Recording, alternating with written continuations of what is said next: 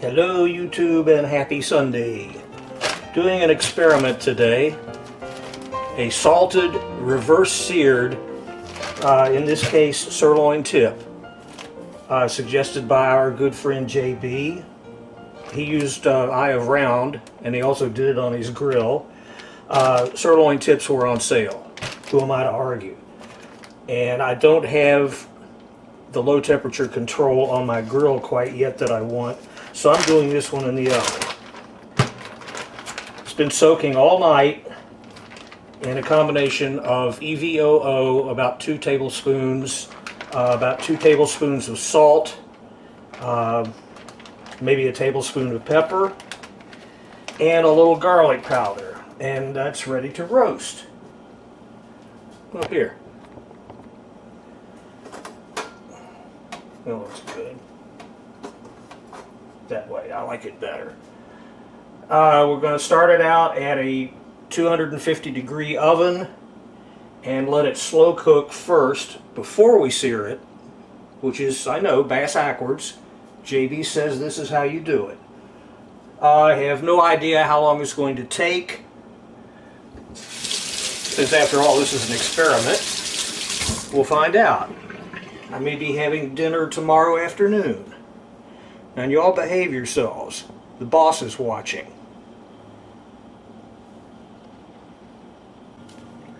So we set it in a 250 degree preheated oven and we cook it to an internal temperature of 110 degrees. However many days that takes. Okay. As we come up on the 2-hour mark, temperature is where JB says it's supposed to be. So now we take it out and we let it rest for 10 minutes or so. So while the roast is taking a nap, I'm also doing Tammy's recipe for scalloped potatoes to go with it. The first thing we do is thin slice a couple of potatoes.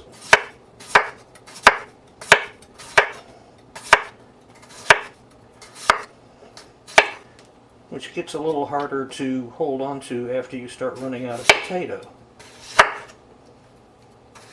But we'll get there without losing any fingers.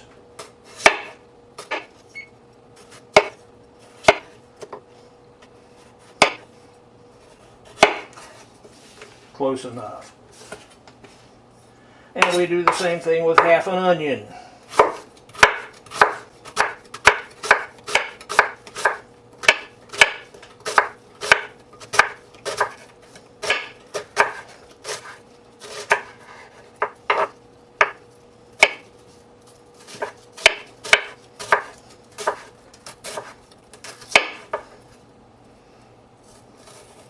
Alrighty.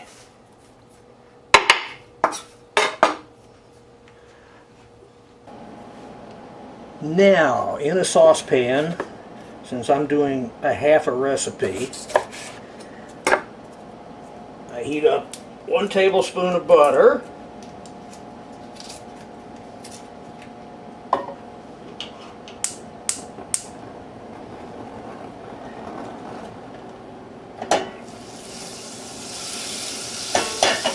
okay, and then I add the onion and saute it for about 8 minutes or so until it's starting to caramelize.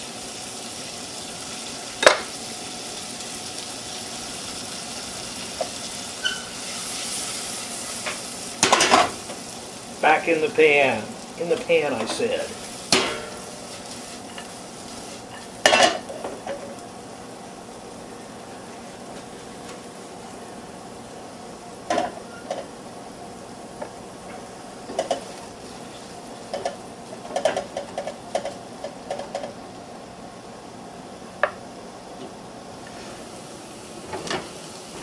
And now, when it's starting to get that slight golden touch to it, we add a tablespoon of vinegar. In this case, I'm using rice vinegar because I like it. Tammy says you can use any kind of vinegar you happen to want to. Now we let this boil until the vinegar essentially evaporates. It shouldn't take long. Meanwhile, we crank the oven up to 500 degrees for the second half of the killing of the roast. Hurry up. And meanwhile, into 1 cup of milk.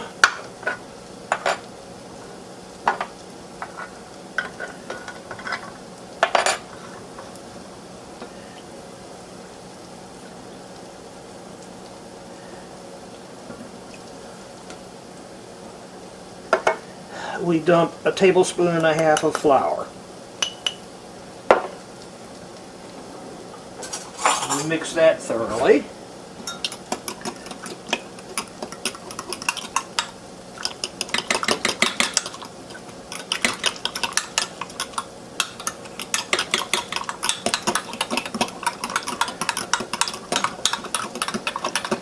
And then we add it to the pan, a little at a time.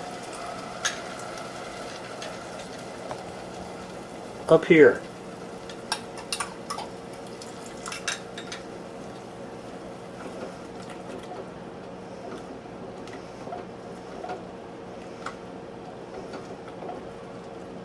We want to stir this in and keep adding. And then cook it for a few minutes until it gets nicely thickened.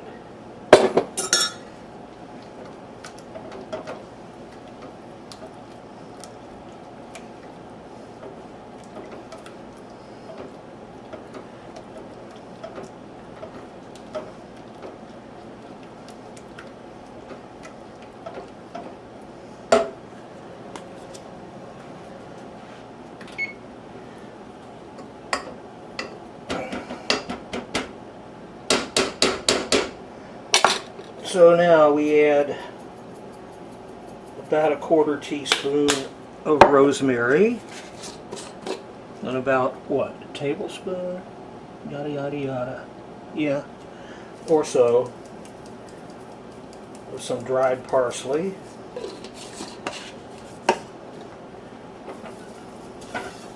Mix that up a little.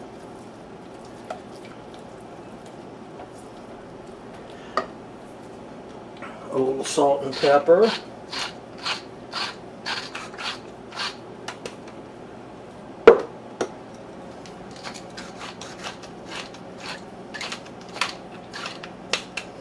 About yay.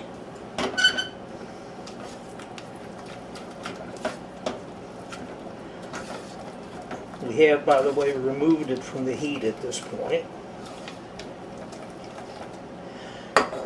And then we toss in the potatoes.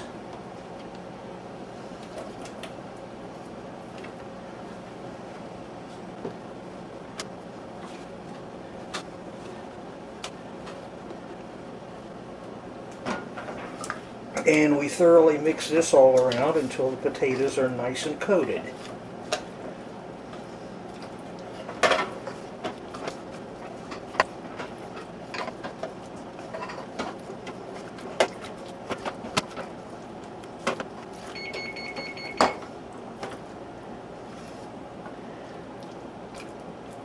And when the oven announces that it's at 500, we put the roast back in without its little wrapper.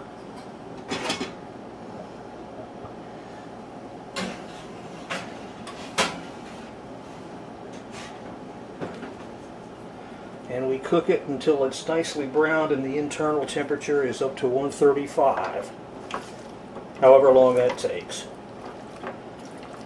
Or if you want it purely rare, you could run it up to a lower temperature. Or if you want it well done like shoe leather, take it higher. Whatever suits you. Looks thoroughly messy enough. So now we dump it all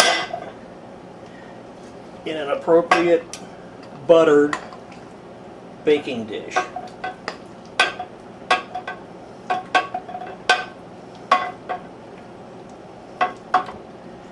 Without spilling it anywhere.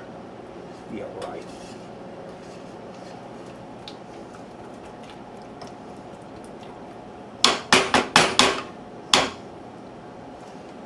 And now we sprinkle cheese all over the top of it.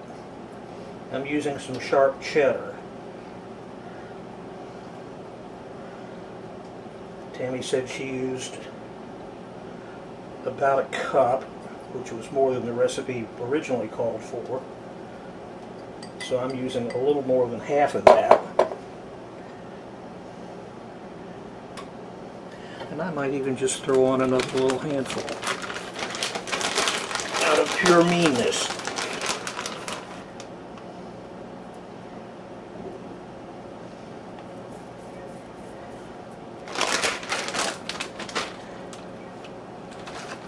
And we put this in a 350-degree oven for about 45 minutes, or until it's nice and bubbly and nice and golden brown on top. Now the roast is saying it's done, so we take it out. It's pretty good to me. Ouch, hot.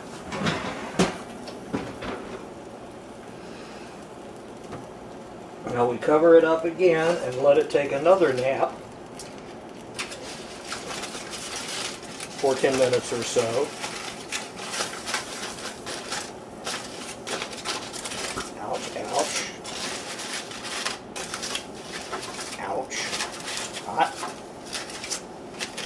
Good enough. Set it over to the side so we don't knock it off the stove. And we mix up some of JB's dad's barbecue sauce to go with it. Exactly per JB's recipe.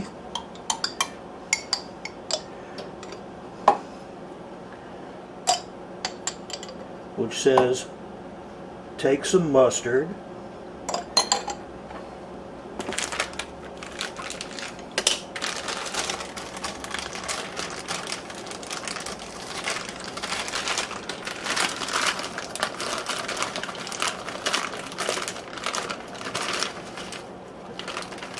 add exactly this arbitrary amount of brown sugar to it.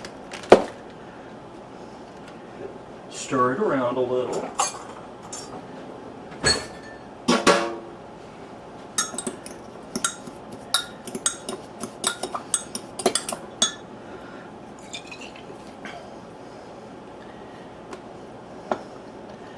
And add exactly this unspecified amount of Worcestershire sauce to it until it comes up the consistency you want it to be.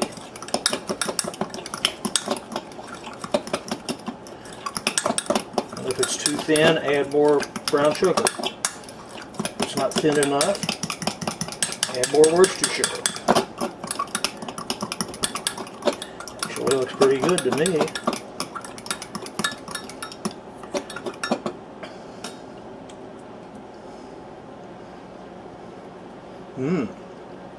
Tastes excellent. And what I'm going to do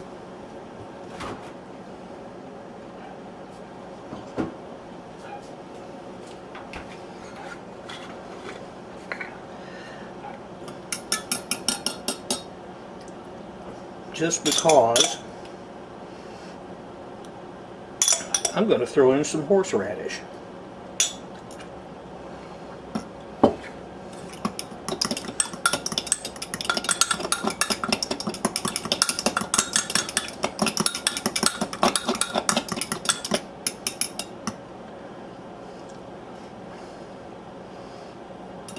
I like it.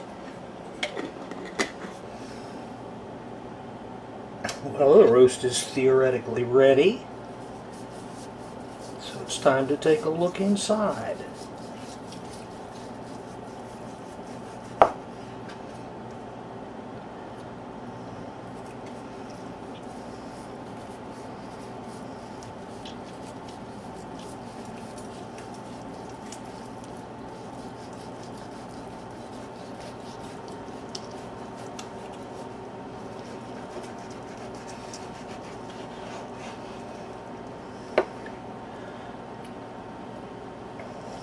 Let go.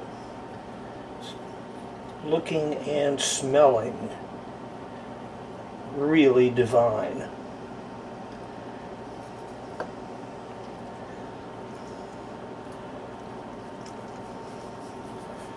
I think it's about time to eat this puppy.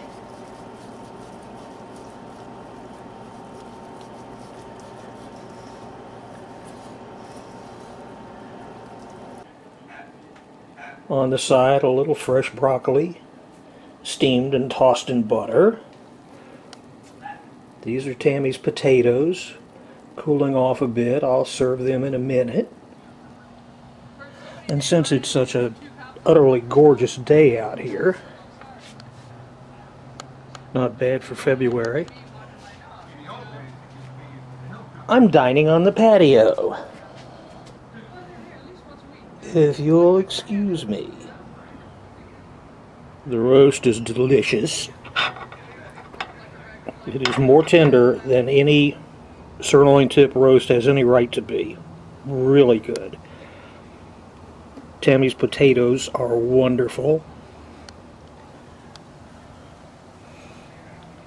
And somebody wants some, but he's pretending like he doesn't until I turn the camera off. Meanwhile, I've got to say that JB's dad's sauce ain't no slouch in its own right. This stuff is yum, boy.